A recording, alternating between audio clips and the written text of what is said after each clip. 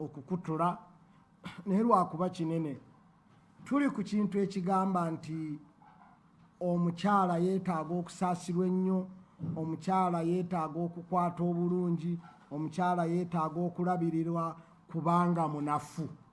Era abakyala saagala kibanyiize wabula Katonda bw'atyo bwe yatonda ne tulaba ensonga biologically ku lwaki babeera banafu mu butonde bwabwe balabirirwa kubanga banafu, ne tugamba nti ne after that eno ebweru waliwo ebintu ebibakooya, waliwo ebintu ebibafuula abantu abatalina maanyi.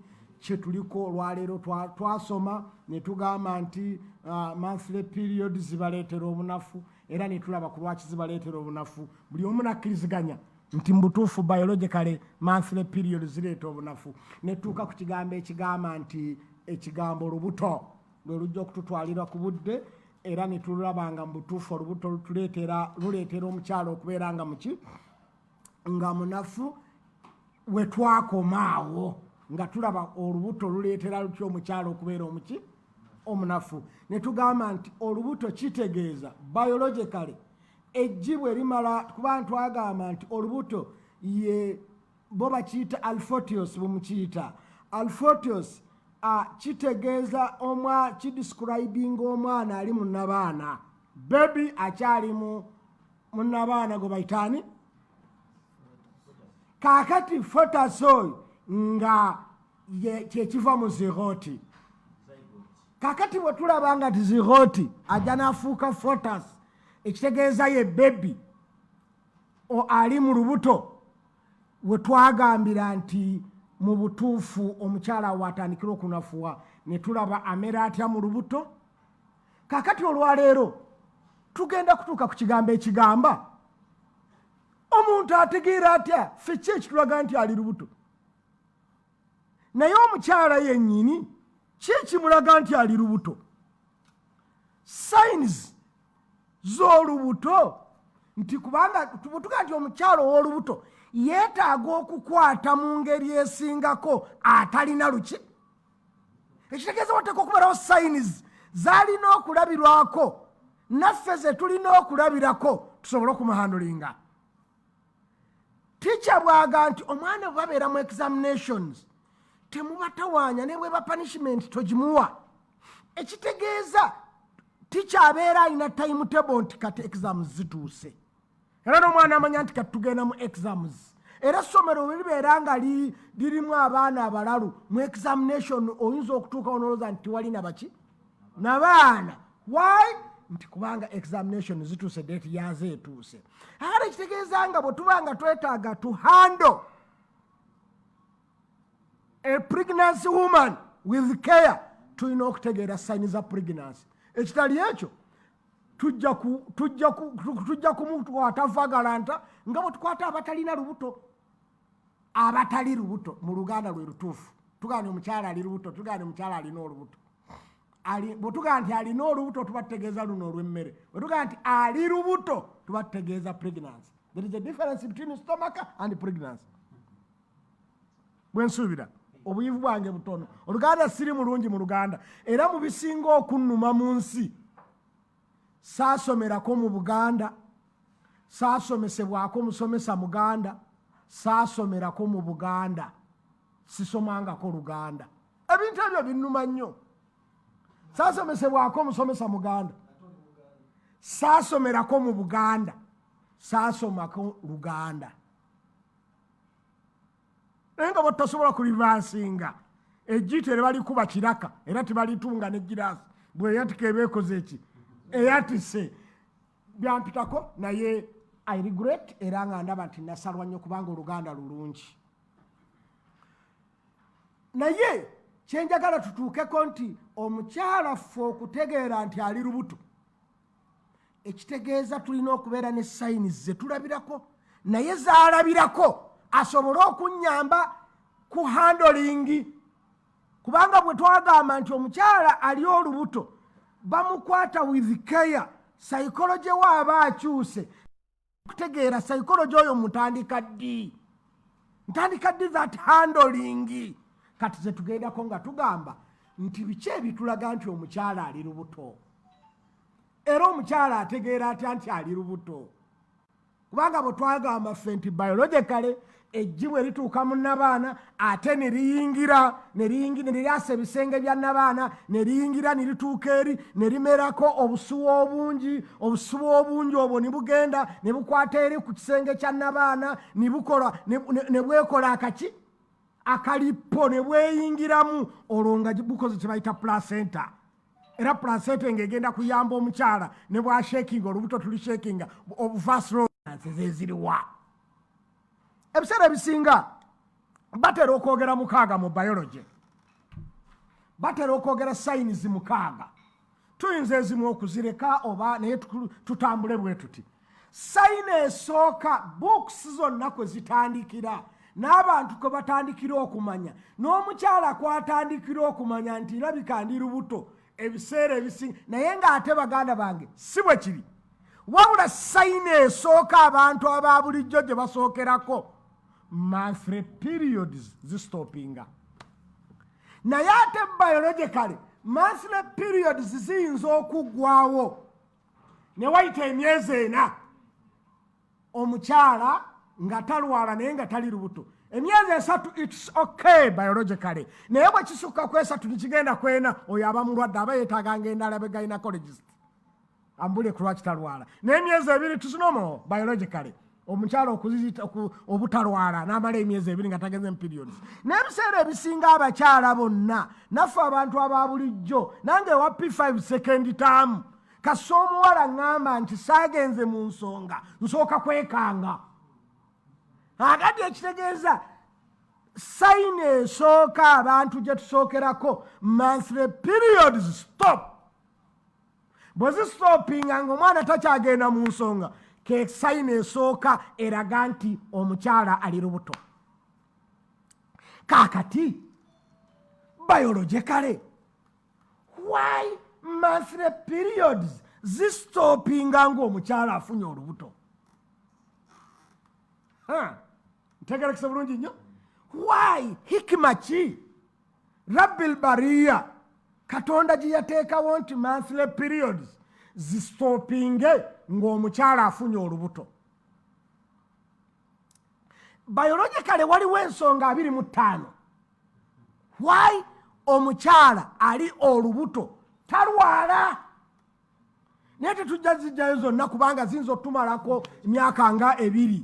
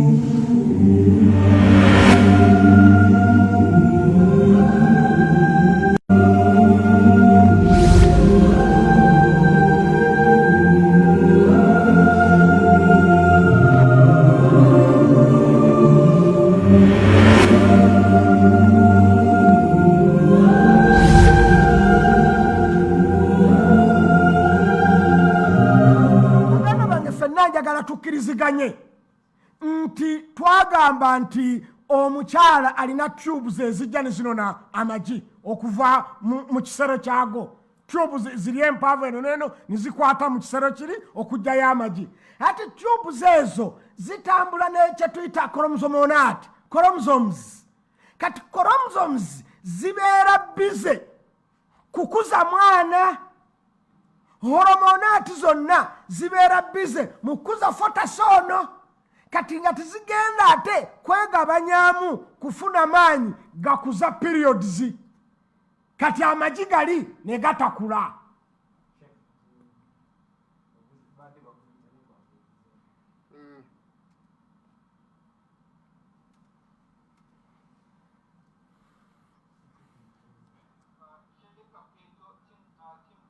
We are switching.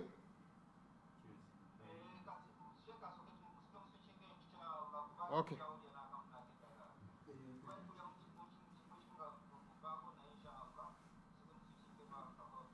Seka Shafika ali ku research. Takyali ku bino. Sagala mas. Ndoza kati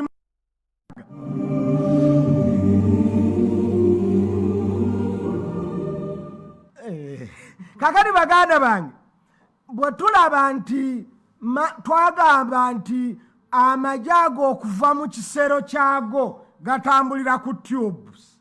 Tubes chromosomonati zonna ne hormonati oba hormones ezaali badde zikuza amagi kati ziri bize ku kukuza mwana. Era abakazi batono nnyo abeera fate nnyo okubanga ebibiri bitambula. Omwana ng'akula nga n'olubuto lukola ki nga n'okulwala alwala. Kati olw'okuba nti omwana azula eyo ensonga esooka why period zibula. Number 2, nze nammwe tukikkiriziganyako biologically nti twagamba nti period zikostinga omukyala, zimukostinga amaanyi nnyo kubanga ekisookera ddala twakkiriziganya. Era kyobola nti njagala nnyo senga ekintu kino kiba kirungi abantu ne bawandiikanga kwagamba tubeere nga tulifaaringa, kijja kutuyamba nnyo abantu okubeera ku mugendo ku kisinde ekimu. Kaakati twakkiriziganya nti omukyala bw'abeera mu nsonga metabolism yekka, metabolism bwekka kimuleetera okubeera nti okulya kwe kutono, ekitegeeza proteiniyat zijja kubeera ntono ne fats zijja kubeera ntono mu mubiri kubanga okulya kwe kutono. Era y'ensonga nakkadiguli namba eya temperature si bwe twagamba. Kakati omuntu oyo alina metabolism y'engeri lo nga ne temperature se nga ne protein zalina ntono ne fats zalina ntono, ate ng'omwana akurietingibwa mu lubuto ebyo byasinga okwetaaga, ekitegeeza omukazi talina kulwala, asobole okulya ebintu ebyo omwana akurietingibwa bulungi. That why biologically omukyala ali olubuto talwala kubanga ebintu bino omwana abyetaaga nnyo mu lubuto asobole okurietingibwa obulungi. Kati ate bw'anaagenda mu nsonga tulabye nti metabolism ejja kubeera lo, tajja kulya bulungi. Kati ekitegeeza omwana ono ajja kukula ng'alina poor feeding. Kati Katonda n'alyoka ajjawo monthly periods biological naga no okuyamba omwana ono okula obulungi maama we talwala. Ekitegeeza omwana biri abyetaaga. Ddayo muggwe embeera ya bulijjo. Senga obeera mulunzi naye nga toli mulimi, kubanga omulunzi bw'atalima abeera mulosi, n'omulimi bw'atalunda abeera mulosi. Birina bitambula bibiri okubifunamu kubanga ebiva mu nsolo obyetaaga mu nnimiro. Ebimu ebiva mu nnimiro instead of selling them bakudondole biriisa ensolo zo.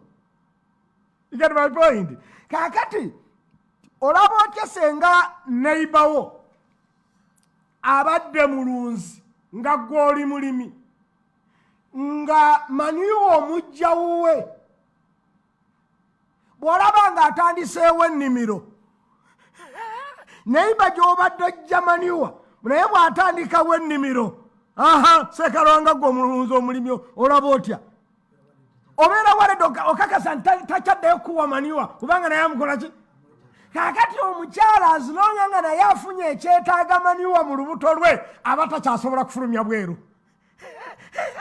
kubanga omwana ono ali mu lubuto yeetaaga fertilizing y'amaanyi nnyo ne feeding y'amaanyi ate ng'okulwala kitegeeza metabolism kubeera lo. kati Katonda kyavaamu kutula nti bappa ono omukyala talwala, ono omwana asobole okufuna good feeding kubanga bwatunamuleka okulwala metabolism ejja kubeera lo n'omusaayi gwe kubanga gukke kubanga agenda kufulumya nnyo. twagamba nti afulumya between okuva ku milliliters 6 mpaka ku 24 ati as long nga afulumya byato buli mwezi kitegeeza n'omwana agenda kubeera affected munda munnabaana. Katonda hikmat rabbil bariya n'akutulawo n'aga nti please omukyali ali olubuto talwala musaasiddemu ekyo. kati Katonda waasaasiridde omukyala ali olubuto n'amugamba talwala kubanga yeetaaga okulabirira obulungi omwana ng'ogamba nti omukyala ali olubuto adduka agenda alime,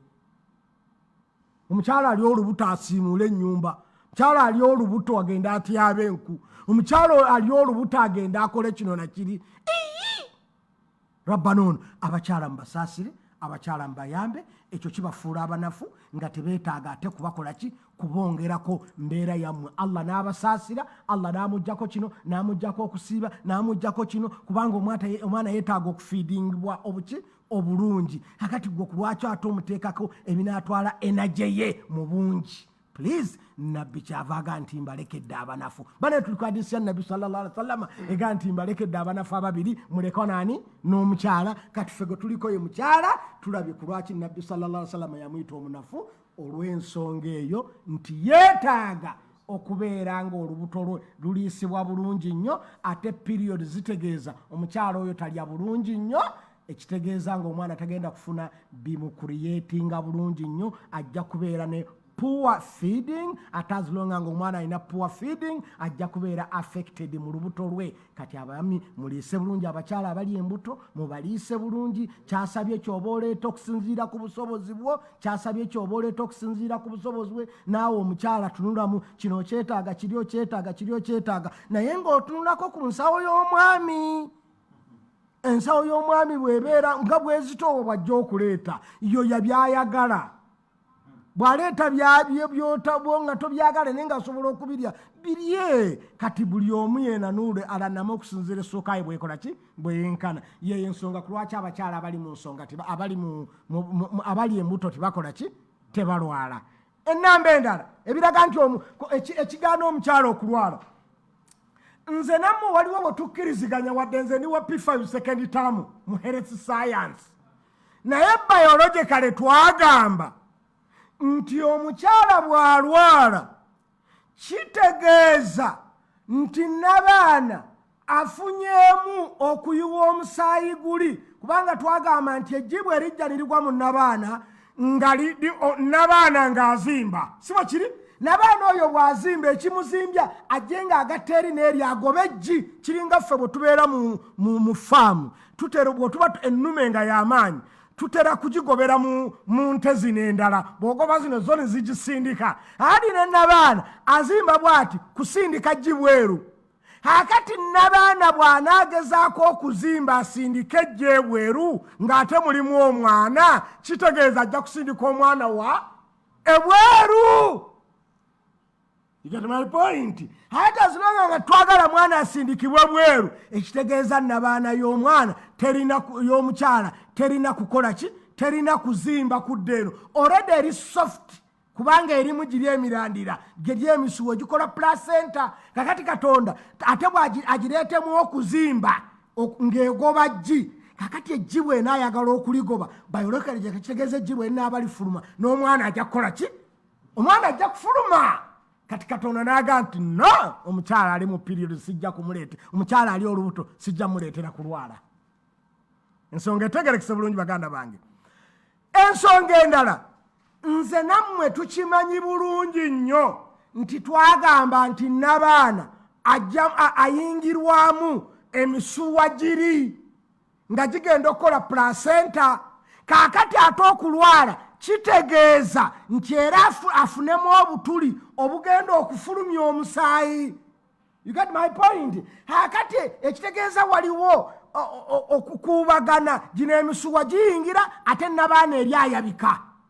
kati omukyala anaasigala atya kubanga n'abaana buli lwayabika bw'ati abeeramu engeri y'obulwadde kiba kitegeeza omukyala oyo tali bulungi afunyemu era asobola n'okufuna infections ebiseera ebisinga abakyala bwe balwala bafuna nnyo infections kakati n'abaana bw'anaafuna infections n'abaana oyo bwana emisuwa giyingira giri egigenda okukola placenta ate wabeewo okwabika omusaayi guno okufuluma ekitegeeza wagenda kubeerawo obwa opposite side ekitegeeza nga n'abaana agenda kulwala nnyo olaba ggwe ffe bwe tuba tugenda okusimba emiti bwe tutwala omuti n'ogutambuza ogutwale ku faamu osooka n'oguwa piriyodi ey'okuwumulamu kubanga ettaka lino lye basibyemu omuti bwe lisheekinga bwe riti emirandira gisigala girina we gyekutte emirandira gisigala nga tigirina we gyekutte omuti ogwo okusooka niguwotoka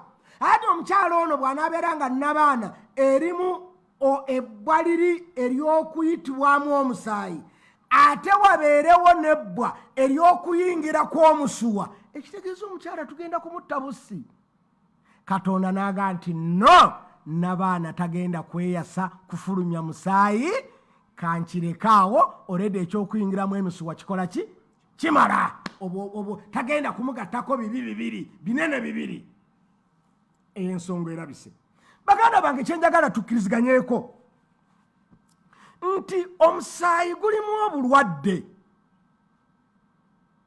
era yemu n'ensonga ku lwaki ne kugwa ensolo katonda atugaana okugulya era tetugunywa gulimu infections kati omusaayi bwe gubeera nga gulimu obulwadde n'ejjiriri lyonoonese katonda bw'anaabireeta nibyegatta mu mwana mu n'abaana ono omwana muto kyenjagala tukkiriziganyeko ensonga endala why omukyala periods ziggwawo nze naawe tukimanyi bulungi nnyo nti omusaayi gulina kufuluma bweru ogwa periods era bwe gutafuluma bwe lyatika ne gutafuluma omukyala oyo tugenda kumunaaza munnabaana automatically era ky'obaolaba nti wabaawo ekintu kye tusuubira nti kikwatidde munnabaana ky'obaola nti omukyala bw'afuna any abortion oba badde criminal abortion obanga medical abortion yonna ebeerawo omwana bw'abeera nga tamaze kwetengerera mukulu ntumutunuulira nti yenna avuddeyo tubuusabuusa twaga nti omukyalo ono agende mu sikaana tiwabaayo ekaakwatiddeyo era bwe tulanga nti waliwo ebitaavuddeyo nga tumunaaza ekyo nga kitegeeza nti ebintu byonna birina okufuluma ebweru akati n'abaana w'omukyala cervix eno eri suppose kubanga eri closed naddala ng'omwana amaze okubeera muki mundabaana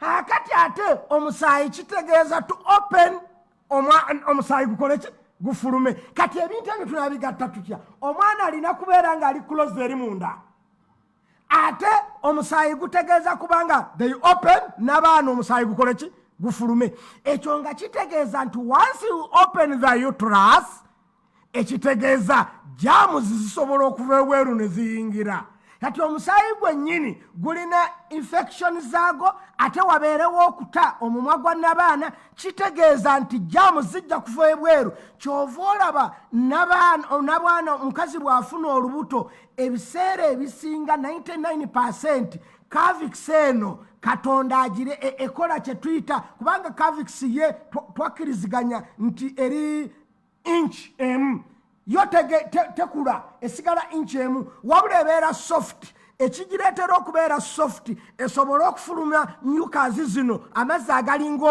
omunyira to protect germs obutayingira mu n'abaana ku affectinga mwana ekitegeeza nga buli lwe tulekanga waggule tuba tusuubira germs eziva outside eno ezigenda okukosa omwana kati katonda n'asiba omusaayi ogwo tugubeerewo tubeere nga tetwetaaga kuggula n'abaana oyo kufulumya musaayi germs zaali badde ziyingira waliwo okwasama olaba watali kwasama era katonda aleetawo mucus ezo zisobole okuprotectinga germs obutayingira mu mwana obutayingira mu n'abaana kati kitegeeza senga waliwo okulwala nga n'omukyala ali lubuto omwana yali badde affected ne germs eziva ebweru kubanga n'abaana yali badde suppose okwasama omusaayi gufulume awo katonda n'agamba nti nedda omukyala tagenda mu nsonga ng'ali lubuto olw'okukuuma omwana nga mulamu kati ezo ze zimu ku nsonga ezireetera omukyala okubeera nga talwala. Why talwala? Zezimu ku nsonga baleeta nyingi naye enkulu ezijja otugasa zenjagala wano nze mu bintu ebinafuya omwana kwe kubeera nti omukyala oyo bambi omwana yeetaaga kino yeetaaga kiri. Ebyo bitulaga nti Katonda yayagala nnyo omukazi n'alyoka amuggyako ebintu ebimu byalaba ebigenda okwongera mowa difficult life ku ye. Kati ekitegeeza naawe muwewule nnyo. Bw'abanga Katonda ye atalemererwa yalaba nti ono alemererwa, waayi ggwe tolaba ekitonde kinno kintu kiremererwa? Waba Katonda ye asaasidde omuntu, gwe omuntu munne naawe alumwa ebimuluma, kubanga omukazi alumwa ebimuluma bikuluma. Ate bw'abeera nga gwe Katonda ye talumwa naye yasobola okusaasira, what about gwe naawe alumwa nga ye? Kati ezo zimu ku nsonga ku lwaki obusiraamu Katonda yaleetawo nti omukyala ali mu nsonga takola, ali olubuto takola ki? Talwala. Tukome kwezo obudde tebutumala kuzanjula zonna nizigwayo. Endala zaali mu P5 third term, kati nkomye kweze za P5 second term. Tugende maaso nga tugamba nti ako ke kabonero akalaga akasooka nti omukyala ali lubuto, monthly periods zistopinga. Kati bwe ziba zistopinze tulabye ensonga ezikola ki? Ezistopinza biologically ng'omuntu ali lubuto. Ensonga eyo okubiri ku lwaki etulaga nti omukyala ali lubuto. Omukyala bw'abeera olubuto amabeere, kubanga twagamba nti ebintu ebirwala bye birina amabeere agali mu kifuba okudda waggulu. Kakati omukyala bw'alwala bw'afuna olubuto afiiringa obwa heve n'obuzito mu mabeere gano, gagenda gafuna obwa heve, amabeere gano gagenda gazitowa, era ne wotare miliki esobola okuvaamu mu nipples, mu nippo ye, kubanga omukyala alina obutuli bwarenjingira biologically okuva ku 15 mpaka ku 25, obutuli obuli ku bbeere.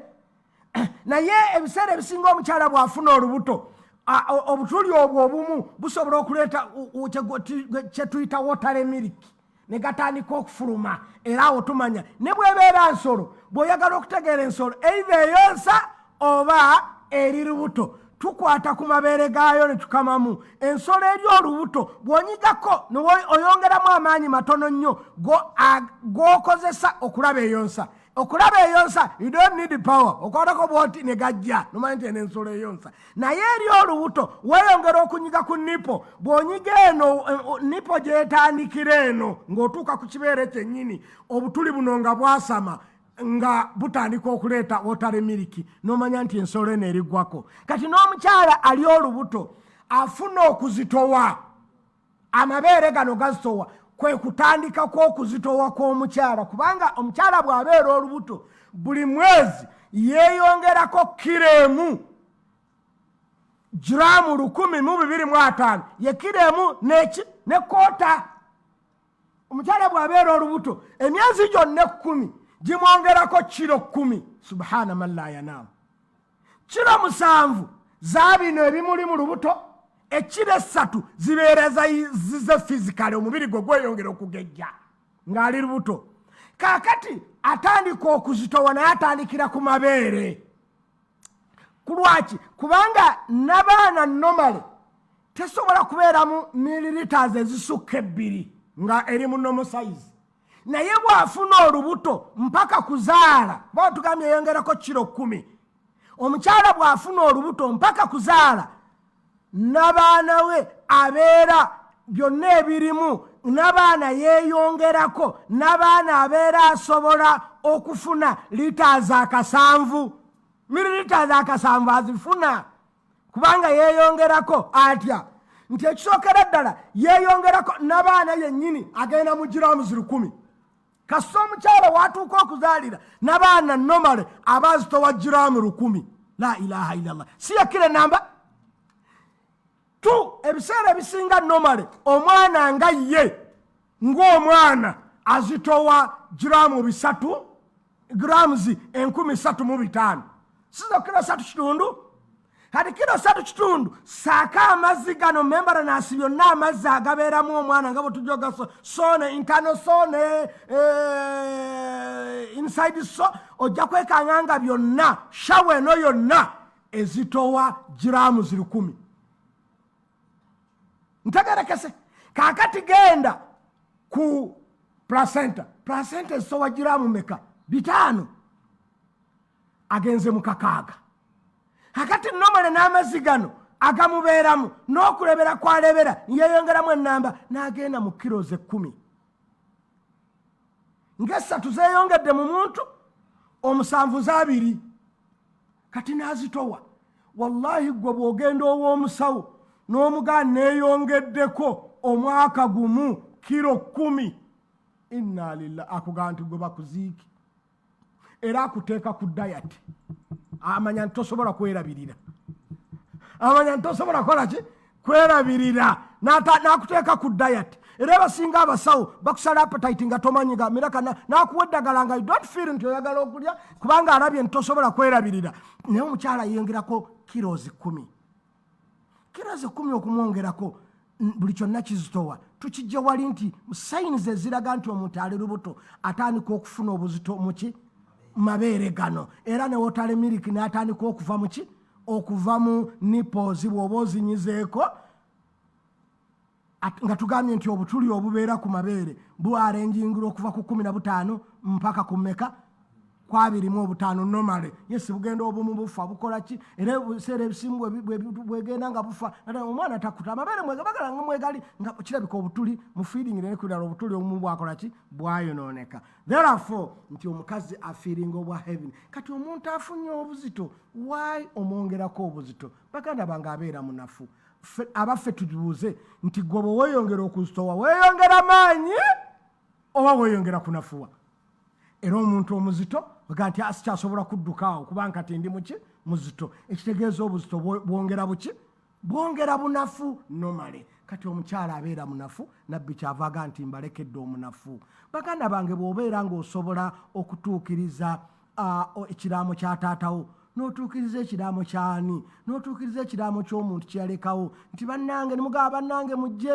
gundi yagamba gwogenda omunaaza nimumuyita nimumunona mugaa gundi mujje kati kulwaki tetutuukiriza ekiraamo kya nabbi sallallahu alaihi wasallam kiyaga nti bannange mbalaamira n'aleka naafa naga ndese mbalaamira omunafu gwe mbalekedde gwe muba mulabirira ennyo ye mukyala kati tuli ku nsonga ezimufuula omunafu nabbi ze yakuŋŋaanya zonna ne katonda kyeyava agamba nti ate mutawaana walaisa dhakaru kal untha katonda byo byonna yabizinga mu kota ya aya kubanga oliwanga nti inni wadatuha untha naye gwe nzadde muki mukyala katinaga nti walaisa dhakaru kal untha omukyala ate talinga musajja kitegeeza omukyala alina ebimwawula mu bimyawula bangi munafu era tetusaanye kuturiitinga mukyala nga bwe tuturiitinga omwami kyovola nammwe abali mu Europe abazungu babagamba nti ladies first mulowooza ku lwaki bakyogera nti ladies first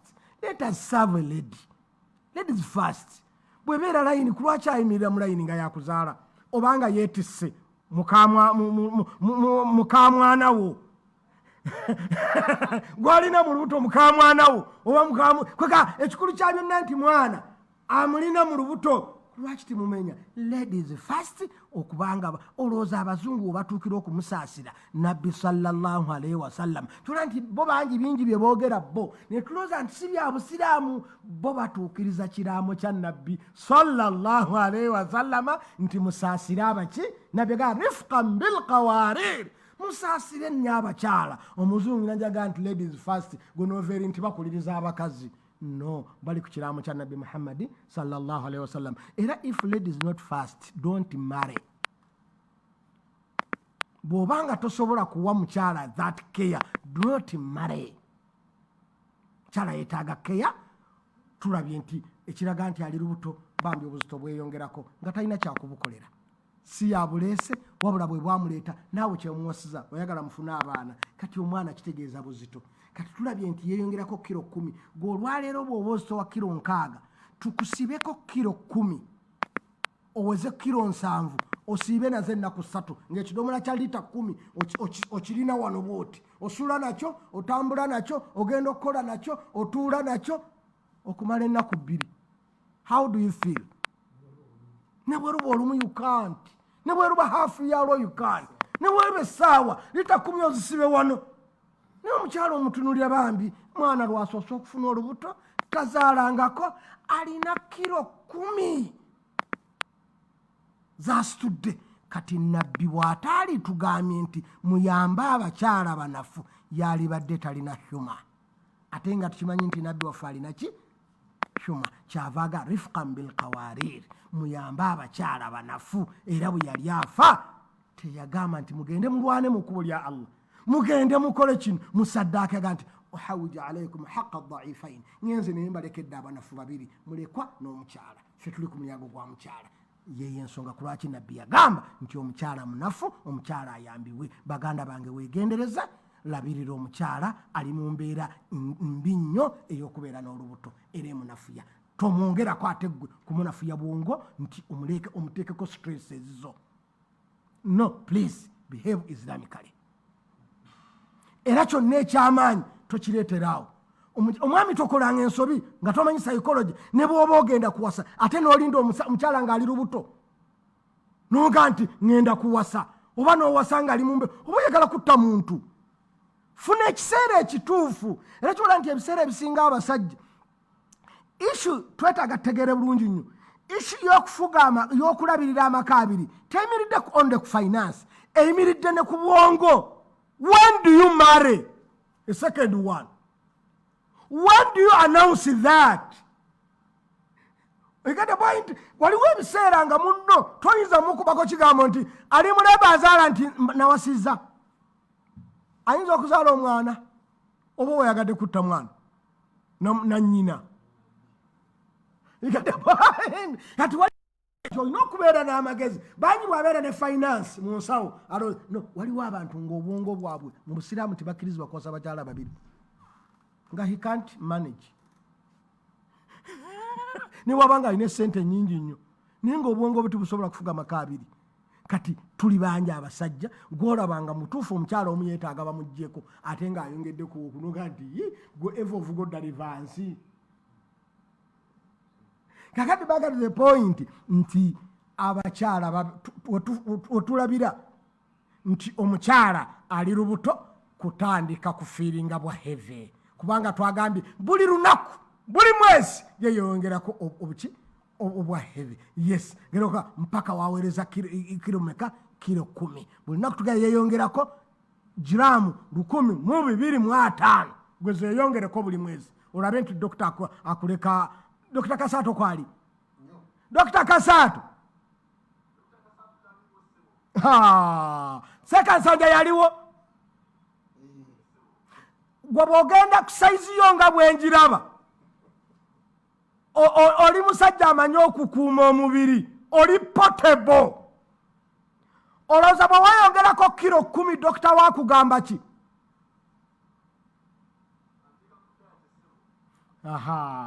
Hakati omukyala yeeyongerako 10 nga teyeeyagalidde, gwe tolaba nti obuzito obwo bulaga nti munafu, anafuya olw'obuzito.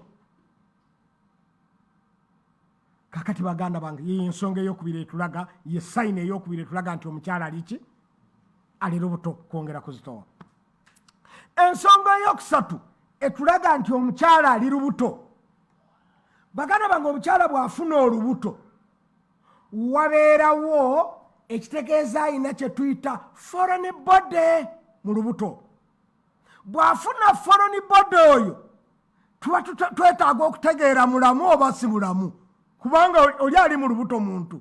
Kakati omukyala bw'aweza 20 weeks, olubuto luweza 20 weeks, ebiseera ebisinga ng'atandika omutima gw'omwana gutandika era nga gutandika heartbeat y'omwana ng'etandika okukola ki?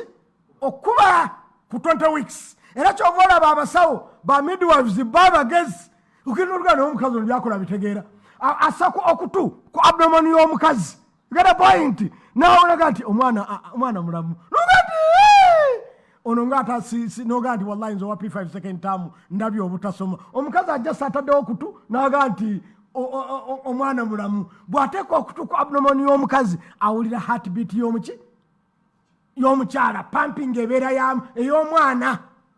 Kubanga n'omukazi twagamba nti heartbeat eyiye ekuba nnyo kubanga twagamba bambi omusaayi gwa apampinga buli kiseera kuba twavuga nti apampinga liters 15,000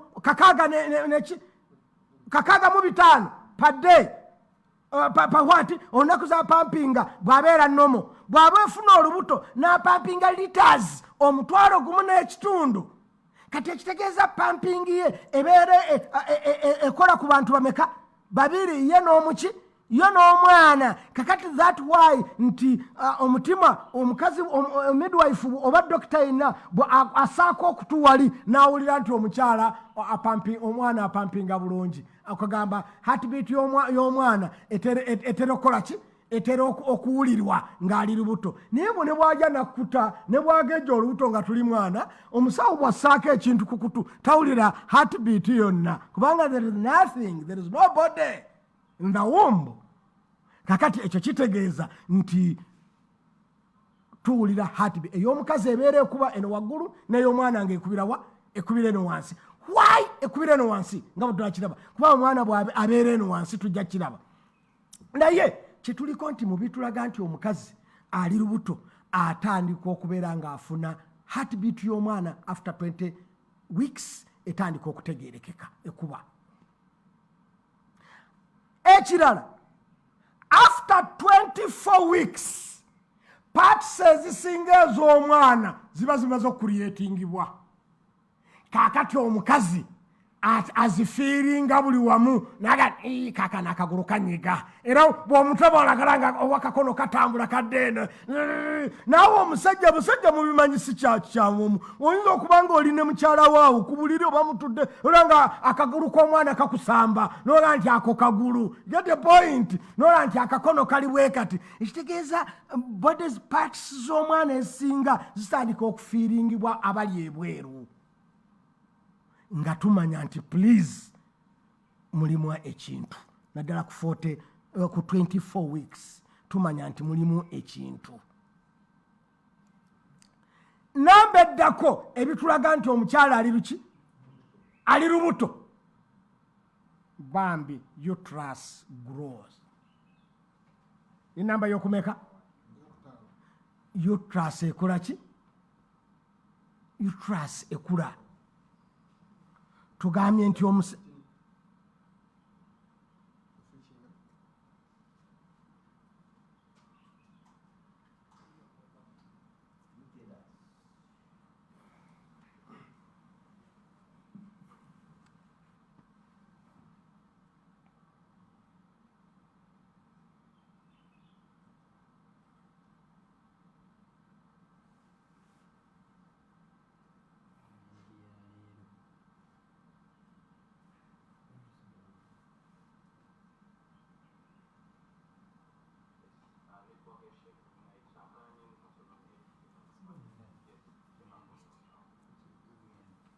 kati mpulirwa bulungi nnyo.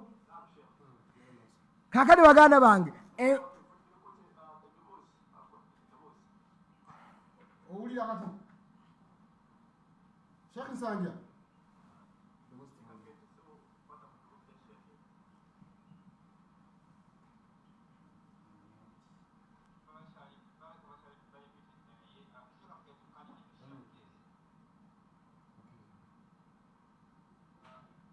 owulira kati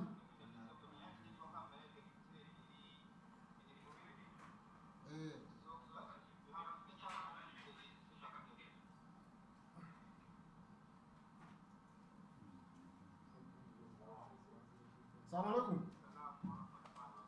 Proceed. Alhamdulillah. Kakati baganda bange tugambye nti ebintu ebiraga nti omukyala ali lubuto omusaayi guggwawo ayeeyongera okuzitowa n'abaana akula ne tugamba nti heartbeat ebitundu ebimu eby'omwana bitandika okukola ki bitandika okuwulirwa abali ebweru ne bamanya nti mbutuufu munda mulimu kye bayita foreign body. Kakati baganda bange, ebyo byebimu ku bitulaga nti omukyala ali lubuto. Kakati njagala tuddeko ekigamba tugambye nti uterus ekula, ekitegeeza waliwo changes ezikola ki changes ezijja ku mukyala ng'afunye olubuto. Muzo tugambye nti uterus ekola ki ekula. Uterus bw'eba ekula kitegeeza ki ekibaawo uterus okula. Changes ezijja mu uterus ze njagala tutegeere. Changes ezijja mu uterus bwe batugambye nti uterus ekula, changes ezijjamu ze ziriwa? Baganda bange, okumanya omukyala bambi anafuizibwa nnyo kye bayita olubuto, tugambye nti yeeyongerako kiro 10 nga 3 ziri ku ye nga 7 ziri ku kino, ekitegeeza nga yeetisse kiro 7 nga teziri mu mubiri gwe kwega siza nti mukono gunafu gugezze oba kisambi kigezze, wabula ziri muli munda. Kyetwaliise waliwo ekintu kye tuyita ettogero mu Luganda mukiyita pelvis. Pelvis omuntu yenna kye tuyita omukazi wano wumbu ye yonna waliwo ekintu kye tuyita pelvis. Pelvis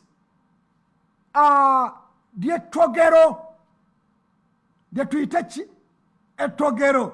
Pelvis erimu ebintu, erimu akawago, erimu amagi, erimu nabaana, erimu rectum, erimu ne alpha china. Ebintu bitaano biologically bye bibeera mu pelvis. Ntegerekese baganda bange, nabaana ono yenna tugambye nti agenda kwazi side to side z5 ate eri wansi kubanga eno amagumba gagenda gatereera wansi eno nga gatandika okwekwata eno zibeera inches 4 zokka. Kakati omukyala bw'ate omwana bw'ava eno bambisiga nti omukyala ate agenda kweyagala, changes ezibeerawo. Ng'olwo ate agenda hafu we waggulu, bambi subhanallah. Omwana ng'ayambuka ng'atuuka ku bottom munfune, omwana bottom ye omutwe gwe nga gugenda ate ku bottom ey'amagumba agaki aga breast. Kati ng'asemberera breast. Kati kimanye nti buli lwasemberera breast aba asembezaayo organs zino eziri eno okussako omukyala kweyongera buki bukalu bambi nabanga takyasobola kussa mpaka ku start 6 weeks omutwe gw'omwana n'abeerera ddala wa ku magumba ga breast. Omukyala n'abeera ng'okussa kwe kuzibu nga tasobola kussa eno wansi omwana awanvuye ate n'eno waggulu yeeyongedde eno okussa kwa amawugo gonna gasembedde eno, era ky'oba olaba nti omukyala oyo asanga obuzibu okussa era tasobola nakwebaka bugazi olutayinza nakussiza ddala kubanga olwo omwana abeera atuuse kuki ku breast ki bones ng'asuukiddeko ddala. Kyenje eyo ebeerawo mu nabaana n'afuna sheepu y'omwana okusinziira omwana bw'aba akoze eki bw'aba afaanana. Kakati baganda bange, kyenje ezo tezikomaawo, ekintu kyo kibeera kinene ng'obunene bwakyo bujja nti omwana kasita aweza 12 inches kasita aweza 12 weeks agenda agejja bw'atuuka mu 20 omwana okimanyi nti aba obuwanvu bwe bubeerako inches 3 n'ekitundu. Omwana ali awo abeeramu inches 3 n'ekitundu.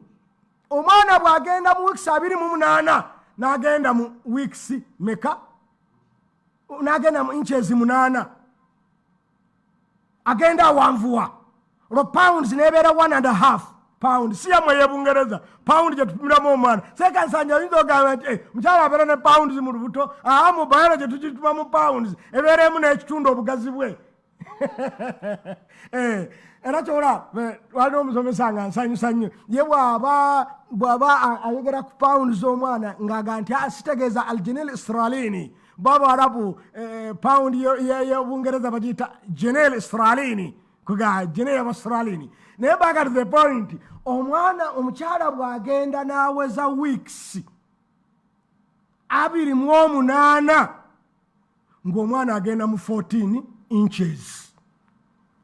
inches obuwanvu kakati omwana bw'agenda mu 36 omwana ng'agenda mu 18 inches obuwanvu akoma ku 5 pounds zakomako obugazi era omwana bw'aweza 18 inches wakoma okuwanvuwa ku 36 weeks aba atuuse eno obuwanvu bwe kugamba kulwaki abeera bw'atyo asobole okweyagalira omwo asobole okubanga asobola okuloolinga obulungi ennyo yeekolera besiki kyolaba nti mu bintu ebibi ku muntu kusula wafunda ate n'omwana ava mu lubuto nga amanyidde wagazi yeeroolingira omwo akola biki byonna ati ng'omutuuse eno ng'asula mu kasenge akati akafunda la ati omwana bw'aweza ebbanga eryo aba takyeyongerayo kuwanvuwa n'obunene tibutera kweyongerayo ebwala oba asukkawo obunene ku 5 pounds omukazi ayinza okukaluubirirwa okumuzaala aba agenda ku kiso that why fe abalunzi nze ndi kasajja kalunzi njagala nnyo okulunda tombuuza nsanja nti olina ente mmeka wabula njagala nnyo okulunda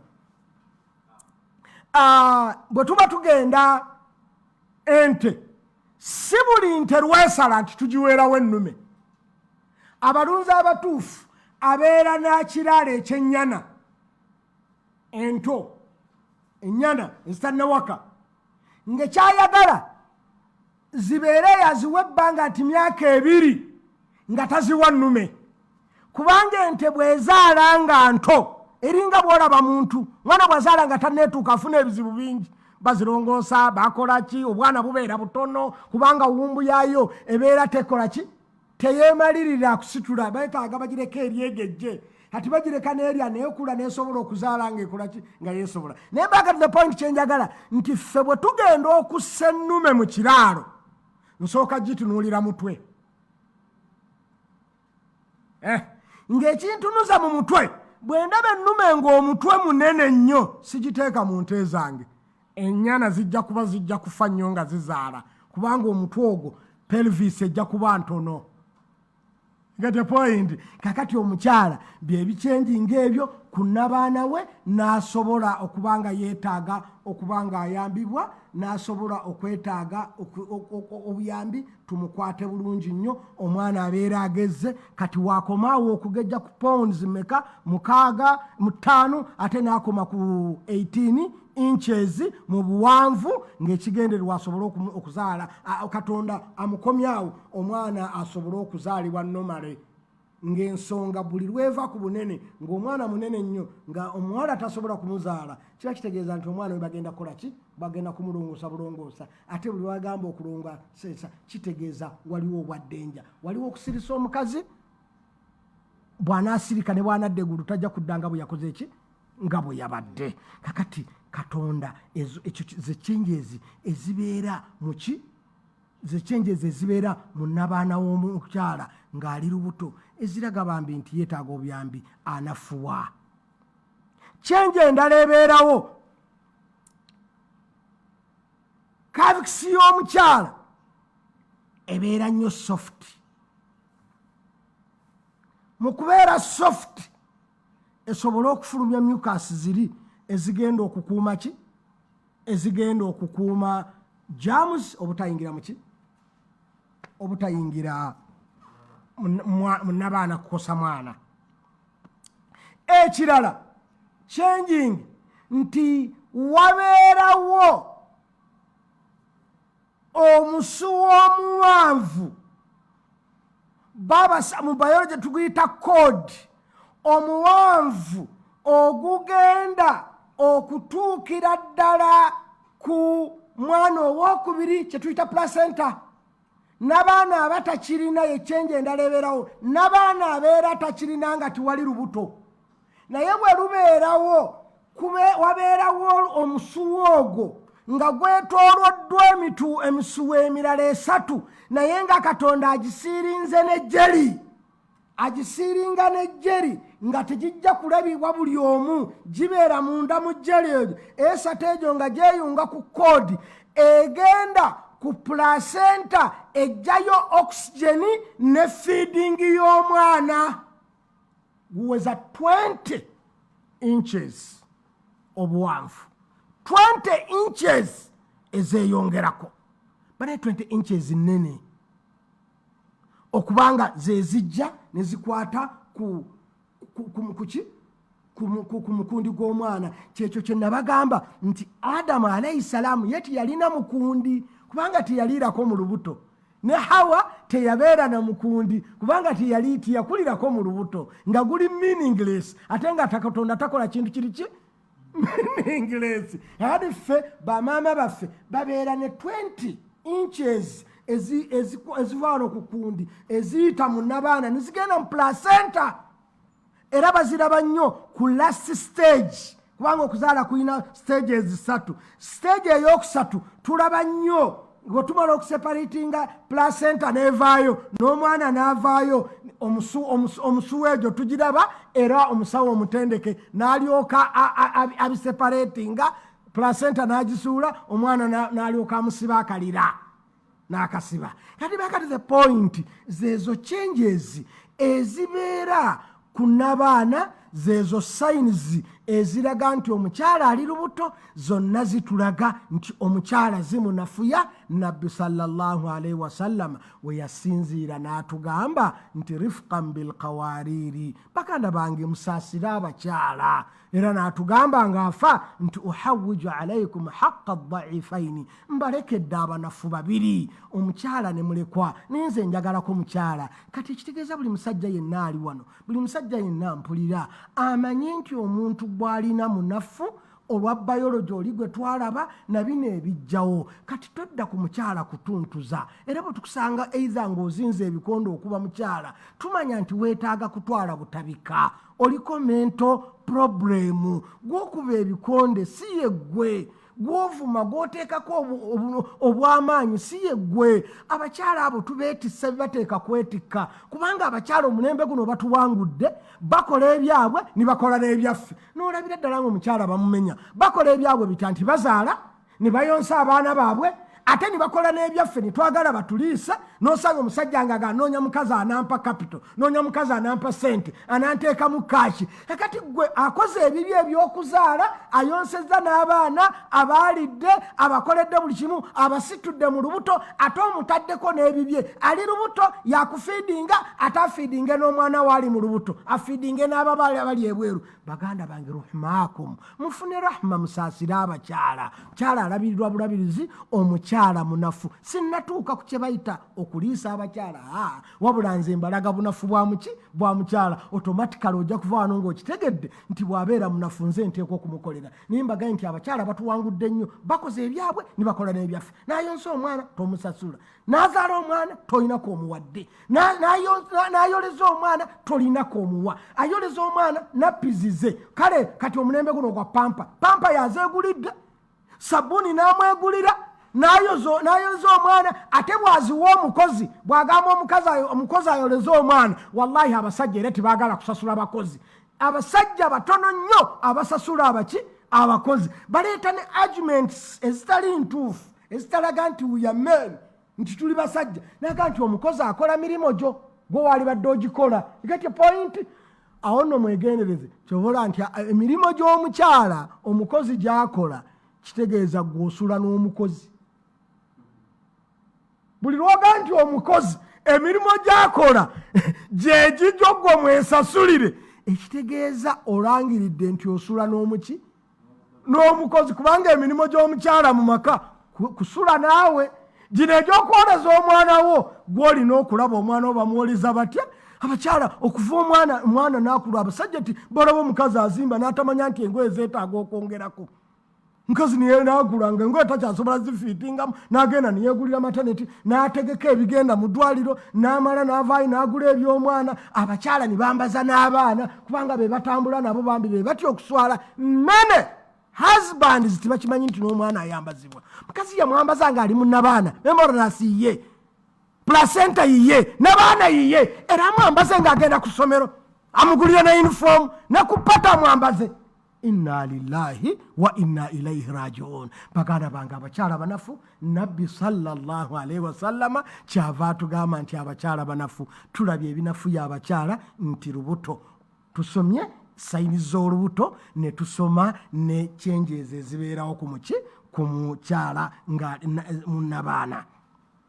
Baganda bange tugenda mu maaso nti omukyala bw'agenda bw'atyo omwana bw'akoma omwana bw'azaalibwa after omwana bw'azaalibwa after oba before bw'azaalibwa before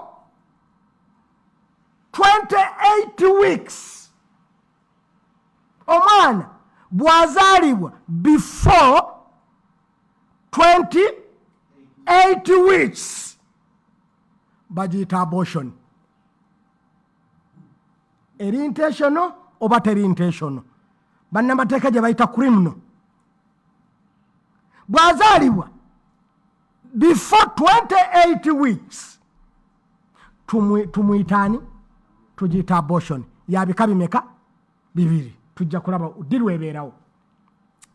Bw'azaalibwa after 28 weeks naye before 40 weeks bw'azaalibwa after 28 weeks naye before 40 weeks tumuyita premature. Tumuyitaani? Premature. Wabula omwana azaalibwa before 32 weeks normally tebatera kuwangaala. Normally biologically tebatera kuwangaala. Ate owansikooko yaliwangaala. Why? Olw'ensonga nti omwana mu myezi 7 Katonda amufuuwamu omukka. Obulamu bweyongeramu. Kati obulamu bwe bweyongerawo biologically omukka guli gusobola omusinza amaanyi. You got the point? N'afuluma. Kati afuluma mulamu bw'omukka gumusinziza amaanyi n'akola ki? N'afuluma. Afuluma muki? Naye ate bw'omukka bw'abeeramu ne bwagumufuamu n'atafuluma abeeramu n'alwala. Kati bw'afuluma mu 32 weeks ekitegeeza omukka gumusinziza amaanyi ne gumufulumya naye aluddemu n'alwala. Kati afulumye lwa bulwadde wali gumusinza amaanyi n'afubutukayo nga bw'olaba nti omuntu senga bakuma omuliro mu nnyumba omukka ne gujulamu n'adduka emisinde olusooka n'afuluma aba mulamu. Naye bwe mumugjamu nga aluddemu omukka gumaze okumuyingira kitegeeza omwana oyo bambi afuluma muki? Mulwadde. Kyava talama biologically. Akati omwana changes olwo zibeerayo n'agenda n'aweza bw'aweza obuwanvu buli obwa 14 obwa 18 inches n'abeera ne pounds 5 olwo ng'afuna bino. 1 nga skin ye ekyuka nga yonna efuuka reddish ng'efuuka myufu. Kyobula buli mwana yenna azaalibwa skin nki? Myufu. Nga ne bones zeeyongera okukola ki? Okugonda. Kani imagine Mungu wa buyinza. Bones waligambye nti olwo ate zikole ki? Zikalube kubanga agenda akola ki? Akula. Naye ate mu kiseera ekyo Katonda yeeyongera zigonza. Kani imagine biologically. Do you know why? Kubanga zisobola okwenyiga wali mu cervix okuyitawo obulungi. As long as weeks zinagenda mu 40 bones zibeera nki? Zikalubamuuko. Bw'atuuka okuzaalibwa bones ate ne zigonda. Why? Asobole okuyita mu cervix wano nga muki? Nga asobola okwemenya. Kakati baganda bange obudde butuliridde empinga tulabye sayinizi z'olubuto ne tulaba ne changes ezibeera mu uterus omwana nga alimu amaama we byonna bitegeeza mukyala kubanga anafuwa Allah yamanyi gy'anaatuteeka mu wiiki ejja insha Allah obudde butuliridde empinga tujja kutandikiraawo insha Allah tulabe omwana abeera atya mu nnabaana growth of the fetus in the uterus. Tusomye buwanvu bwe. Kibuzo ekisoose kyekyo akanyata kava ku kisebo. Bane tukyali ku mwana ali mu lubuto. Omwana ali mu lubuto tayogera. Omwana ali mu lubuto tayogera. Era tetutegeera nti alina akanyata oba talina. Kati mwanyinanza ali ku mwana aliwa ebweru avudde mu lubuto. Omwana wange tannava mu lubuto.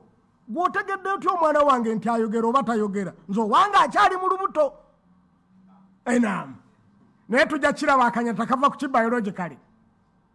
Naam. Mael tugende wa Mawanda.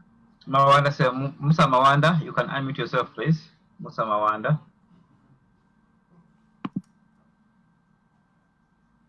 Assalamu alaikum wa barakatuh. Wa alaikum assalam wa rahmatullahi wa barakatuh. Musa Mawanda ndi Netherlands. So. Shaka kibuzo kyange kyembuuza tugambye omukyala bw'aba olubuto tagenda mu periods. How comes nti eri abakyala abeera mu periods? I mean nga ali lubuto n'agenda mu periods okumala emyezi ng'esatu oba ena. Abaabunomo kiri kiti ekyo. Barakallahu fik. Seeka wange ekintu ekyo nakyogeddeko. Nimala nti batono nnyo abeera fataledi asobola okuliikiriza ebibiri. N'aliikiriza periods, n'aliikiriza n'oluki n'olubuto. Wabula gyebali nage gyebali naye baki batono nnyo era tekibeera nnomo. Yes babe naye si yeebwa nnomo bw'omukyala yenna. Era ebiseera ebisinga bw'ayingira mu periods nga ali lubuto nze advise yanku mukyala oyo agenda alabe gynecologist kubanga ayinza okuba alina na buzibu nga kaviksi ye yeggudde ye n'alowooza nti ali mu periods kumba agenda kufuna abortion. Naam. Barakallahu fik Sheikh. Sheikh Ismail tugende wa Rashida. Rashida, sir. Rashida, you can unmute yourself. Lingata abuzoba. Naam, Sheikh ketu tuba tulina ebibuuzo awo ku gundi mukisana gwose batugubawa abalina batugoberera ku Facebook ne mu bifo ebirala inshallah.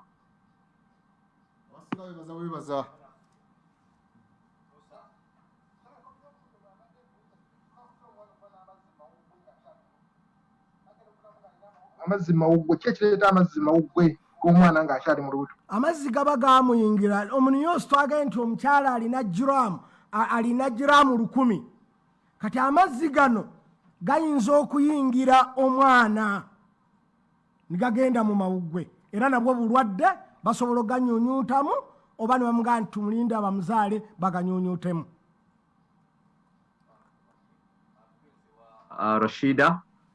Rashida, unmute please. Yes. Assalamu alaikum wa rahmatullahi wa barakatuh.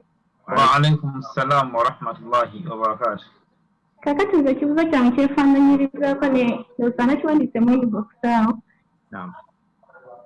Nti waliwo abakyala abamu nga ye amala n'emyezi n'amalirira sometimes n'amalako n'okumalako nga ameesinga ng'agenda mu nsonga ze as usual. Kati oyo aba ayina agenda ajjanjabibwe oba Mwenyinaze nkugambye nti ekintu ekyo yes batono nnyo.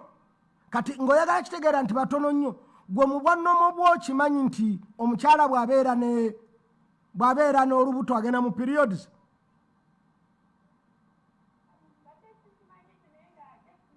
Ati kye ŋŋamba okimanyi normally tagenda mu periods. Aha, kati ekyo kyendiko. Kati ekitegeeza okugenda mu periods ng'ali lubuto kintu kiri exceptional. Kakati abakirina nga kiri nnomo batono nnyo. Kakati buli akirina olw'okuba batono teyeeyibaala nakyo n'alowooza nti nakyo kyabwa nnomo.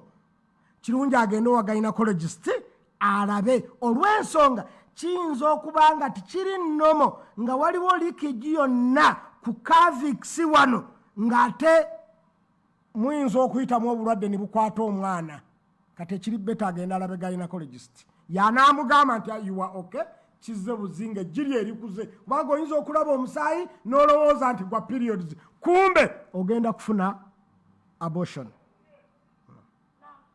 Assalamu alaikum warahmatullahi wabarakatuh. وعليكم السلام ورحمة الله وبركاته. نعم شبكري مقدم وفارينغا داكو أبو حيان. نعم يسمع. أبو حيان تفضل الشيخ. السلام عليكم ورحمة الله وبركاته. وعليكم السلام ورحمة الله وبركاته. ebibuuzo biri bibiri ekisooka omutwe guno omunene ogw'enti n'omuntu otwatuma omwana waffe omutwe omunene tumale olaba ayinza okuleeta obuzibu.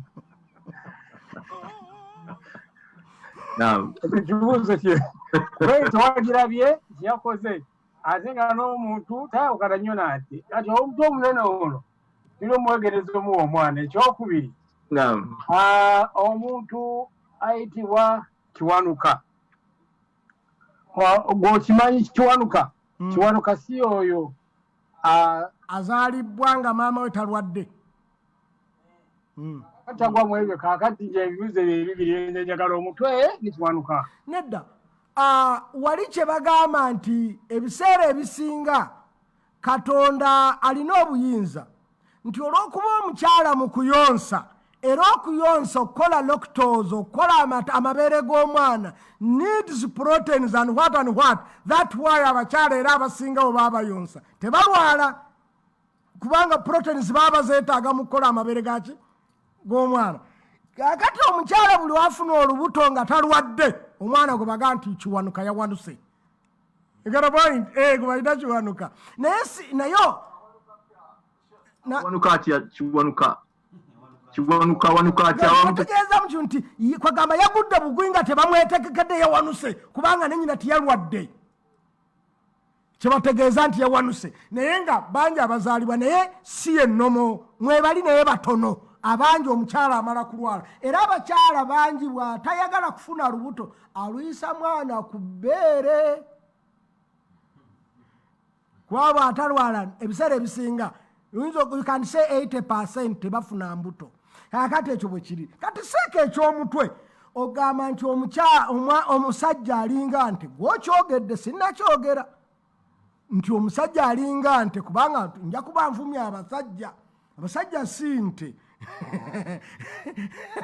ekyo gwokyogedde naye ebiseera ebisinga omusajja okugejja omutwe tugiteeka mu nte enkulu ezaagaziwa edda nga bwe tunaalaba nti abakyala bw'agenda okuzaala basooka kumubuuza ku kyati ye kubeerako n'omwana waakumeka kubanga bw'abeera nga lwe lubuto lw'olusooka oyo bamanya nti mugazi pelvisi y'engazi bwe lubeera nga lwe lusooka bamanya nti mufunda tazaalangako kubanga omukyala buli lwazaala yeeyongera okugaziwa ate muscles teziddayo kufunda kusukka wali kati kitegeeza nti omwana ow'okubiri omukazi tasanga buzibu mu pelvisi ye wano mu kavisi omwana bw'aba ayitawo nga bw'asanga ku mwana akola ki asooka kakati ate ente seeka wange ente okubeera n'omutwe omunene tekivamu bwa nnomo wabula nti ebeera nnene amaanyi gaera gabeera manene tugiwe ente ziri enkulu ezaagaziwa edda naye omusajja buli lwasukka ku mutwe nesukka kilo 5 biologically ate obwo bubeera bulwadde. Kati oyinza omumma obukyala nti ono mulwadde so nga tomumye nti lwa mutwe munene otegedde nti mulwadde nga bwolaba nti osobola omumma omukyala nti alina pressure mungi osobola omumma omukyala nti mulwadde nnyo bambi sukaali amuluma nnyo kati naye ebeera nsonga emumimisa omukyala nga musinzidde ku oyo nti mulwadde so si lwakuba nti alina omutwe omunene tetuwase. Sheikh Ismail Asebo ekyo ndowooza kitegedde okamala shebaka nkitegete naye katukoze emitwe gyaffe kubanga bayinza otuma abantu emitwe gyaffe gikoge batu gisibe bitambala ndowooza ojja kumpa kadagala ako Allah mugezi wa Sharifa Nakazi. Nze ekibuuzo kyange ekirala mbuuza abakyala we tubeera embuto tusesema nnyo ne tuwanda nnyo tubadde tusaba she atutangazeemu kaawo osesema n'osesema ebintu nga bya yero nnyo nnyo nnyo nnyo nnyo kyokka ate nga oba toli lubuto tobisesema kati kiva ku ki tusaba atutangazeemu kaawo bibiri kiva ku kyokusesema kiva ku kyokusesema yero bibiri nziramu kiruwa mwanyinaze n'okuwanda ebiseera ebisinga bw'olaba ng'omuntu atanaka nnyo yero kitegeeza nti ekibumba kye kiriko obukendeevu mu kudigestinga ebintu. Ekibumba kiba kiriko obukendeevu okuggyamu ebintu mu mmere gye tulidde. Era kyola nti omuntu bw'abeera omulwadde w'ekibumba yero waliwo kyola waliwo kibayita yero fever, omuntu ajja n'abeera yero amaaso. Kati bw'olanga omuntu atanaka yero kirabika nti ekibumba kye kyekitadigestinga bulungi. Kati ebiseera ebisinga omuntu bw'afuna embuto, many of ladies bafuna constipation. Kati bw'olaba ng'afunye constipation ng'omanya nti ekibumba kye nakyo kigenda kubeera affected. Kati abasinga kye bava basesema yero kubanga tusobola kudigestinga bulungi. Agadi issue y'okusesema twajogerako nti olubuto bwe luba lujja kubanga alina foreign body ne metabolism yebeerese. Metabolism buli lwekka ojja okirabe okimanyi nti bw'onywa amazzi ng'obadde tolina ky'olina mu lubuto osobola okusesema. Abantu bangi nnyo bw'anywa amazzi ng'amaze ebbanga ddene teridde asobola okusesema. Kati kitegeeza nti olubuto lwe lubeera empty n'oteekamu ekintu ekirala lusobola okukikasuka. Kati omukazi protein ze zibeera ntono controlling emmere yonna okubeera mu kifo kyayo. Kati kyola nti emwagiza.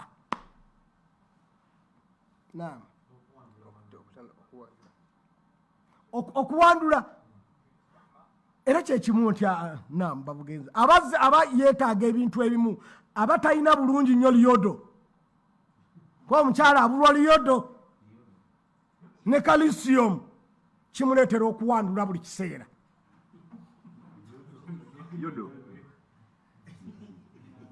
yodo maana yodo sheikh gw'obuuliza oli seekazanya ku lwaki ontulugunya.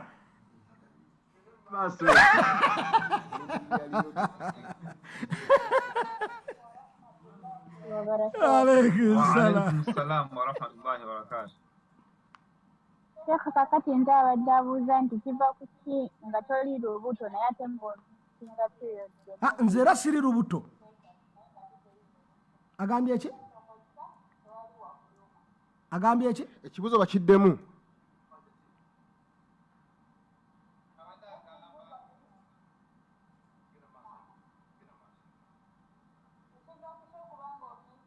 Period zo emyezi egimu ng'ate toli lubuto tolina wakuluma tolina kyokozesa. Mwanyinaze twakyogeddeko nti kiri nnomo omukyala okumiisinga nga tali fate amagiti gaakuze n'amiisinga omwezi gumu agenda ne mwebiri n'agenda ne mwesatu naye bwe kigenda mwena nti nejje eriri sulo okukula mu mwena tulisuubira nti liba likoze eki likuze bw'asukka mwena awo agenda wa gynecologist naye kiri nnomo okumala emyezi ebiri kiri nnomo nga bw'olaba nti kiri nnomo ku mukyala mu mwezi ogumu okulwala emirundi esatu. Kiri nnomo ku mukyala bw'abeera fate n'alwala emirundi esatu era omukyala asobola okumalayo iddaye mu mwezi gumu nga teyeewadde eddagala wabula normally biologically n'alwala emirundi esatu. Tukwebaza kubanga eno kirasa ate gy'otututtemu yo masha Allah abakyala era kyovulaba nti bettanidde nnyo ebibuuzo eno okufuna consultation y'ekika kino bagisasulira omutitimbe. Twebaza UMC okutulondera mukadde waffe okuba nti asensedde ebibuuzo ebitawaanya abantu ebiseera ebisinga. Sebo Sheikh Ismaila era Sheikh omusomyeko naawe bingi, nange wano wendi mu studio n'abalala bangi mashallah. Sheikh jazakallah khair. Assalamu alaikum. Waliwo n'ekibuuzo wano.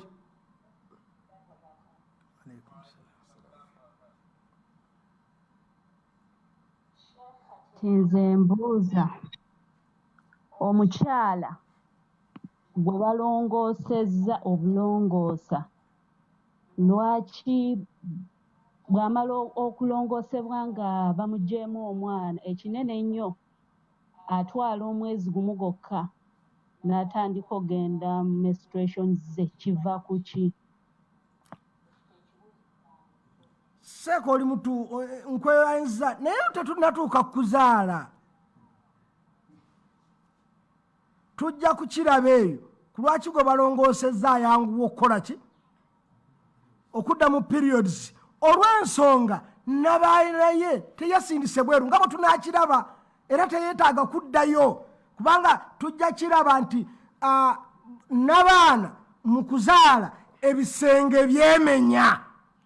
Eno wansi neegaziwa, waggulu nedda wansi, eno wansi bwemala ogaziwa ate nedda eno. Nikibeera nga top ya n'abaana egenze ku bottom yaayo. You get a point? Cervix nga yokka n'okulabwa tekyalabwa okufulumya omwana ebweru. Kati mu constructions za n'abaana ng'efulumya omusaayi nga emenyeka enyiga omwana afulume, gwe balongoosezza takifuna.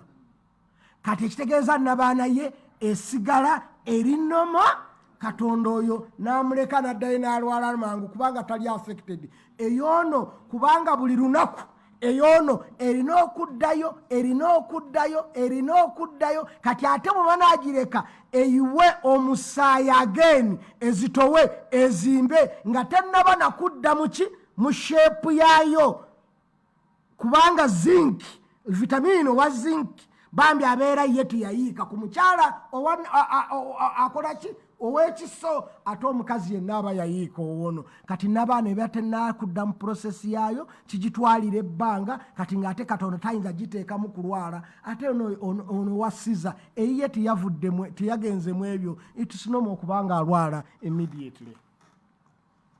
Yodo yennyini. Sheikh Nsanja wala abuuza ekibuuzo wano, bamuyita Hafiz. Abuuza nti kiva ku ki omwana mu lubuto okubeera ne excess amniotic fluids? Yes. Ekintu ekyo twakizeemu nti kyangu. Twakizeemu nga tugamba nti omukyala alina kye tuyita amnios mu lubuto lwe, amazzi ago gonna agamwetoolodde agalina membranes agagenda okukola kye tuyita sho gwe tunaalaba mu kuzaala sho yerina okubeerawo. Kitegeeza kwegatta kwa musaayi n'abaana nga ekutuka obusuwa bukutukekke wansi nayo yenyiga n'amazzi gano agamembaranasi wano kye tuyita ensumbi. Omusaayi oguva eri ku n'abaana bwe gwegatta n'amazzi ago ekyo kye tuyita sho mu biology. Kakati ekyo kye tuyita sho membaranasi eyo amazzi ago omwana abeera mu mazzi kuba omwana abeera mu bisawo bisatu. Abeera mu mazzi eva ng'aloolinga kati waliwo amazzi agamuyingiramu agamu nga bola nti abantu hajati ng'oyagala kiraba ekyo many people bagwa mu mazzi nga bawuga, some of them ne bamira ku mazzi abalala ne batamira mazzi. Ate omwana ali mu lubuto bw'ayingirwamu amazzi omniyoosi oyo ng'omanya nti alinga muntu ayagudde mu swimming pool n'amira ku mazzi.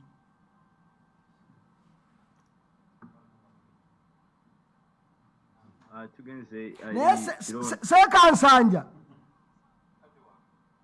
ku lwaki tolina busaasizi? Ninkugamba nakoma mu P5 second term heresi science wange wa P5. Bisikadde bya P2 bali babiri bokka.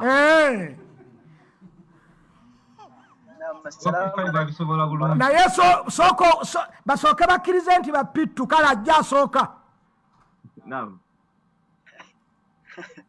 Tukiriza Sheikh barakallahu fika. Seka magala nyala tusaba Allah mutukumere yatusomesa ekigambo tunasimanyiwa mu kyaki jjukira yatugamba nti nothing without money. Wa mu kyaki jjukira naye olwaleero njagala mubuuzeeyo ekibuuza. Ntangazeemuko abaana abazaalibwa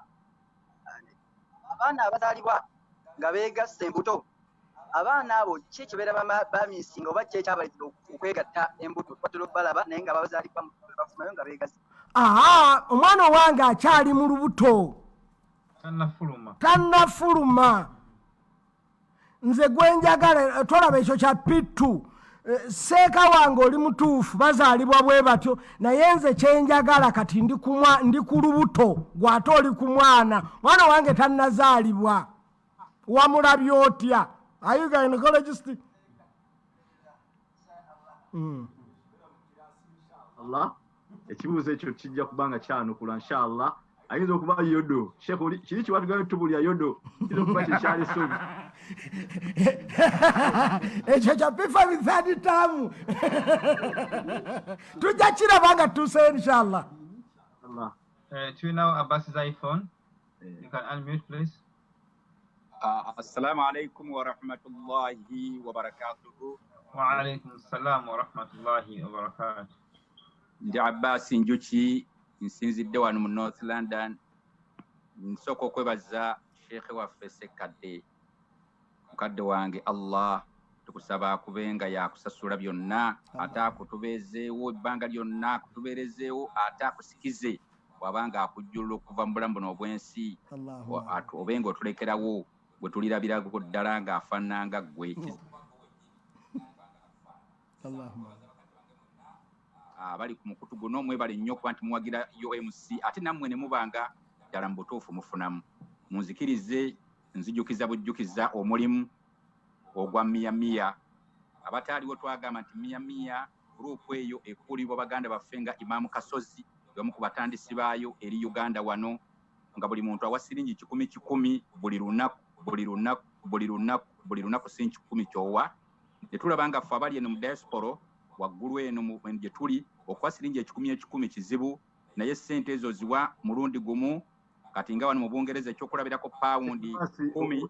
Ekibuuzo ekirungi nnyo naye owanvuye egambo ndaba nga ovudde ku mulamwa. Kamalirize ssebo eddakiika emu taata nzikirize eddakiika emu ssebo omutegeeza by'ataaliwo leero nga mupya bwe mmalaga kitwatajja kimanya naye kale ze siringi pawundi 10 abali e London bw'ozisasula obeera osasudde omwaka mulamba. Sente ezo ziyambaani bamulekwa bannamwandu baganda ffe bakubwa amasasi abali eruzira abaliwa esente zibayamba. Juzi Seeka Imam Kasozi yawadde 10 million ng'aziwa eddwaliro lya Saidina Abubakar ku ambulance gye baafuna ey'ebbanja nga ziva mu sente za miyamiya on condition nti buli musiraamu yenna asobola buli lwakutaano gendanga mu Saidina Abubakar hospital liri walinga emaganje buli lwakutaano bakukolereko bwereere obujjanjabi eddwaliro linaasobola kubanga sente za miyamiya ffe ze tuwaayo mweze muwaayo. Mbasaba mwewandiise nze ndi wano mu North London waliyo Yasini Kibirige mu East London n'ebitundu ebirala. Please tuwanguye okuba ntukola omulimu ogwo bwe tuwa abantu mu mutwalo gumu tuba tuwadde miliyoni emu buli lunaku e Uganda omwaka ze miliyoni 365. Munsonyiwe barakallahu fikum wa jazakumullahu khaira. Abeebaze okwewandiisa mwebale nnyo mwebali eddala naye tukyetaaga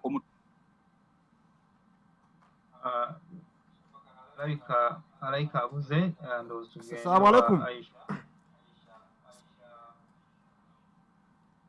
Assalamu alaikum. Waliwo ekibuuzo ekirala wano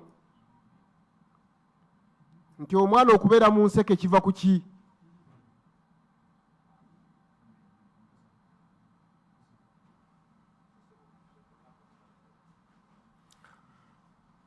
Omwana okubeera mu nseke waliwo kye tujja okusoma kye bayita nti abnormal pregnancy.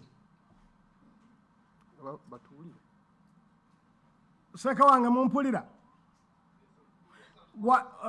mbadde ku normal pregnancy era ng'ebonyaabonya omukyala kati tujja kutuuka ku abnormal pregnancy. ebitali nnomo nga si lubuto lwa bulijjo nga kiri abnomo lwe tujja okulaba abaana abo abakula mu mbeera etali ya bwannomo insha allah. nga tusiima mukadde waffe twagala kumutuuzaako buzito bw'amaanyi, omusomo gubadde muwanvu, obudde bubadde bungi, twagala tubeere nga tumuta n'ettiimu y'ennene eri awo oli awo erina ne beeyagala okuba nti ekupasa. Ne twebaza abasiraamu mwenna mu mawanga ag'enjawulo abatufolowinga era abatambulira ku foramu eno okuba nti mujja ne musoma olunaku luno olw'Ekisaande n'ennaku endala ze musoma, era tubasabira Allah abeere nga abawa obulungi bulungi. Ssebo akanzikiriza Sekesimayi Mukuddiza Omuzindaalo obeere nga obunzika oyite musomesa yenna oba munnaffe yenna abeere nga asiibula mukadde waffe Sheikh Muhammad inshallah wa barakallahu fikum. Ensonga Ssekkanjuki gy'abadde ayogerako unfortunately avuddeko, abadde ategeeza abasiraamu kuba nti mwewandiisa mu miya inshallah, ayina contacts mugende mu chatroom inshallah, oba Sheikh Njuki teekayo ennamba ezo mu chatroom abasiraamu basobole okuba nti baregisteringa amannya gaabwe n'okuba nti bakola follow up inshallah wa barakallahu fikum. Naam Sheikh Ismail. Naam, sebo Sheikh njabadde nsanayigatte ku mukadde wange Bakari Nsanja okwebaza olw'omusomo omulungi gw'otuwadde n'okubeera nti ate okusuza obukugu mu kubeera ng'oddamu ebibuuzo by'abastudenti bannaffe. Tusiima nnyo ssebo olwakadde koba otubisizza osaba Allah subhanahu wa ta'ala nnyini buyinza abeere nga akusula mu bulungi bwereere. Sijja kusingako awo nga bugambye nti era akadde kalabika kabakwatidde empinga, badde nsaba tuyite mukadde waffe abeere nga asiima mukadde waffe era abeere nga amutusiibulira. Ssebo Abu Hayyan kan animate otwebalize mukadde waffe era obeere nga omutusiibulira ssebo. Assalamu alaikum warahmatullahi wabarakatuh. Wa alaikum salam warahmatullahi wabarakatuh. Ssekadde muyazimu yamukola yekka mu nsi era tetusobola muzzaawo kubanga nga mbadde nkyazaala nange omwana ali mufunye Ssekadde asobole okuba mu P5 taamu ey'okubiri ng'asomesa bwatyo kama abakuuka P6 yali badde atya. N'olwekyo ssebo tukwebaza netukwebaza yenna, eddalasayo tugyesunga okuva ku makya nga tetunda kulabako ebintu by'osomesa biriiriyo. Mungu yakuyigiriza masha Allah, tusaba akuume mu mirimu yeeyo era ogigabireko n'abalala nga bw'okola. Waganda okuyita sheekhe n'abantu bakuyita sheekhe naye nze wanze nakuyita profesa kubeera waligaana. Profesa Ssekkadde sewo weebale nnyo, weebalire ddala. Asuubire nti Mungu atuwangaze next week tubeere naawe. Mungu agaziyize enfuna. Amina ya Rabbi. Now you are talking. Allah.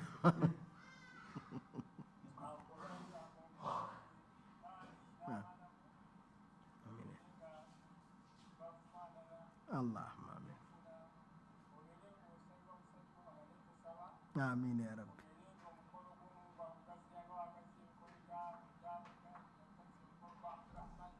Amin ya Rabbi. Amin ya Rabbi. Amin ya Rabbi. Amin ya Rabbi. ilaha illallah Muhammad Rasulullah. Amin ya Rabbi. Amin ya Rabbi.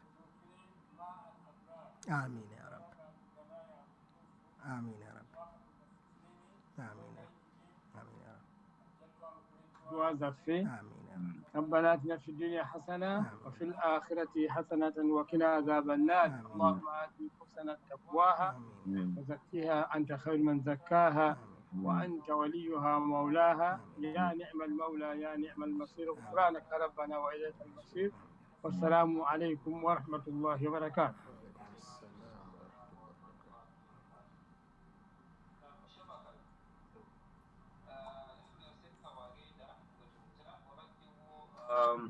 Omukyala abadde mu chatroom ng'agamba nti kirabika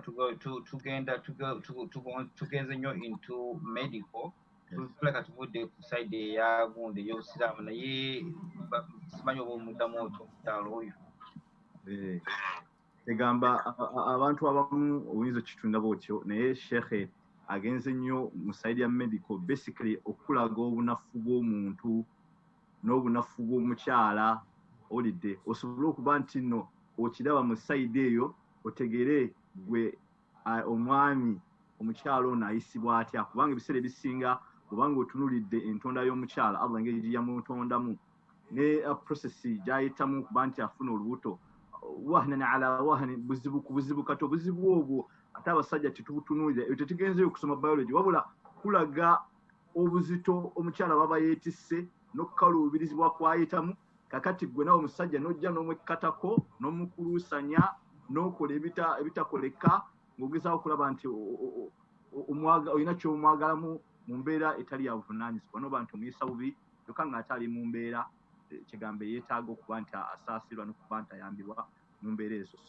Abubakar mpozi SSEKKADDE ayinga abadde Sheikh nga tonnagenda obadde era kyoyinza okyogerako ogatta okumutangaaza omukyala abuze ekigambo ekyo. Seekati wange nkwebaza wabula Ssekkansanjo akizzeemu bulungi nnyo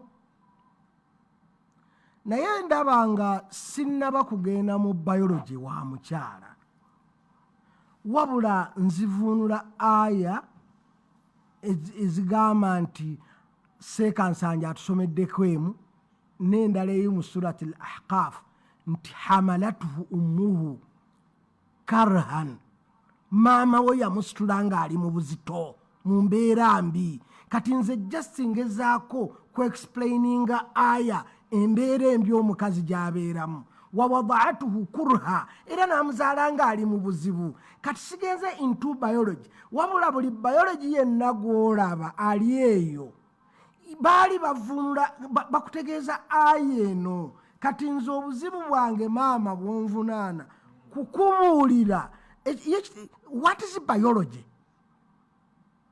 Islam ye biology bw'oyogera Islam oba ogambye biology bw'ogamba biology oba ogambye Islam kakati nze njogedde gwe wennyini ogambye ngenze too deep in Islam kakati do you want me to go deep in Christianity?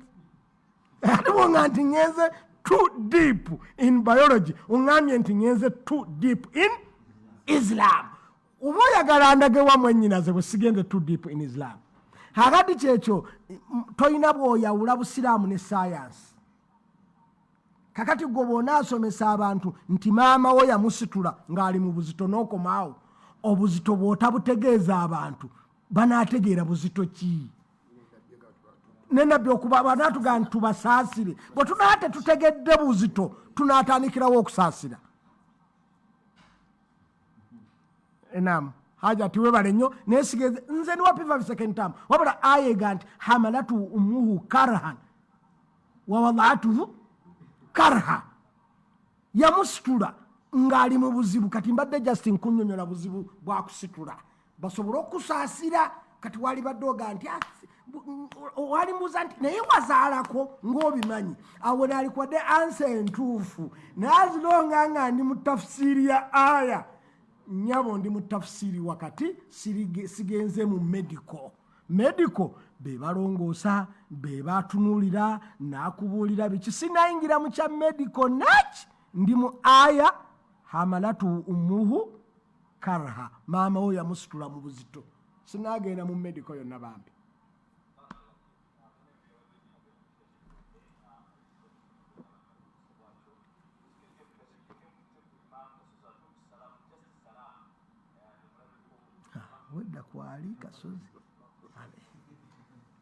Mu Uganda kusaidia obusiraamu n'okuba nti bakwasaganya ensonga z'abasiraamu n'obusiraamu mu Uganda. Sheikh Imam Kasozi alabika obaolyawo tali kumpi na ssimu ye naye nga tumulengeddeko mbadde mu recognition unfortunately tubadde kuba nti mufuna awo ne muleka ne ŋŋenda ku item eddako ku program yaffe olwaleero bannanga batulaba batuwuliriza temunyabira nti tulina omusomo oguddako nga salamu alaikum. Waalaikum salaam warahmatullahi wabarakatuh. Alo Abubakar. Naam sebo nkuya mukadde waffe. Essebo. Tubadde tukusaba otuwe ku salaamu mbadde salamu alaikum warahmatullahi wabarakatuh. Waalaikum salaam warahmatullahi wabarakatuh. Warahmatullahi wabarakatuh. Era nje mbaze. Barakallahu fiik. bannange mukadde waffe yoyo mumulabye abadde akwataganye ndoza ali mu kutambula naye tulagadde tubeere nga tubamulagako olwa obuzito bwabwe mu komite zaffe n'emirimu gye bakola emingi bwe tubalabanga bazze ne bawulirako wano ne baba nti bali naffe mu kiraasi kituzaamu amaanyi n'okuba nti tumanya nti oba oli awo abasajja abo oba abakulu abo bajja kuba batulungamya wonna we tuyinza okuba nga tukyama ewatali watuufu sebo mwebale nnyo okuba nti mujoininga kiraasi zaffe kubanga iffe baani abakyaza nitubanga tulina mmwe mu kiraasi Sheikh Ismail sima kumbadde nsaba tubeere nga twanjula omusomesa wokubiri alabika kwali mulengeddeko inshallah. Naam, sebo Sheikh tuyanze kaketo ni timu yo barakallahu fikum inshallah so Allah abakume abawangaze tusinkanye inshallah next Sunday jazakumullahu khaira. Mpuzi bayizi bannange atugende kwa item edda ku program yaffe eya musomesa addako Shamba Kasomba nsaba abantu bategeeza omusomesa